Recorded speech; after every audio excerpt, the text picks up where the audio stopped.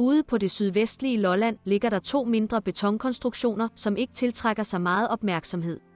Det er 2 mindre tyske bunkere fra 2. verdenskrig. De blev bygget i 1945 og nåede ikke at blive taget i brug. Cirka 29 km øst for Vesternæs, der hvor færgerne ligger til i Rødby Havn, blev der på samme tid bygget 2 bunkere magen til. Byggeriet var bestilt af den tyske krigsmarine og startede i april 45 og stod færdig i slutningen af april 45. Den største af bunkerne, man lokalt har kaldt for ammunitionsbunkeren, måler indvendigt 5,5 meter gange 3 meter. Dens vægge er 40 cm og loftet er 50 cm. Den anden bunker, kaldt affyringsbunkeren, måler 3 gange 2 meter. Her er væggene og loftet 40 cm tykke. Den har en lille udbygget karnap på 80 gange 70 cm. Den var udstyret med en udkigsspalte, hvor den har været forsynet med et kraftigt glas. I dag er den muret til. Modstandsbevægelsen rapporterer. Den 23. marts 45 er der kommet en del cement og andet støbemateriel, hvortil det skal bruges, er endnu ikke klarlagt. Den 1. april 45 der er i den seneste tid kommet en del cement og andet materiel hertil. Midt i april 45 arbejdet er iværksat. 30. april 45 bunkerne er magen til dem ved Rødby Havn. Her er ca. 20 mand plus flere større maskingeværer.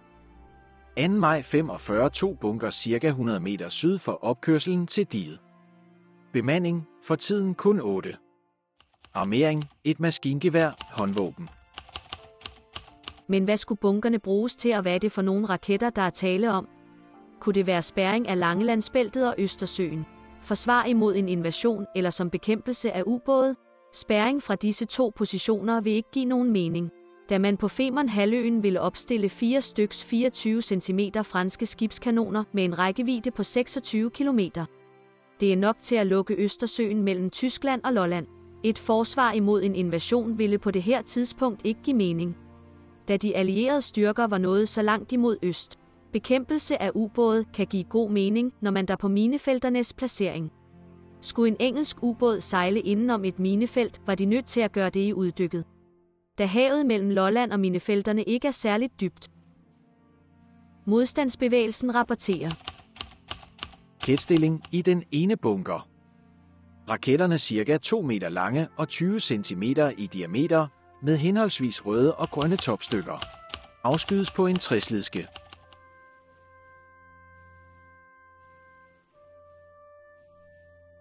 Den tyske krigsmarine frygtede, at engelske ubåde ville sejle igennem Østersøen og angribe de skibe, der enten sejlede med forsyninger, tropper eller flygtninge. Modstandsbevægelsen rapporterer. Der er ført bystrøm, telefonledning og ledninger fra de 4 ramper ind i affyringsbunkeren.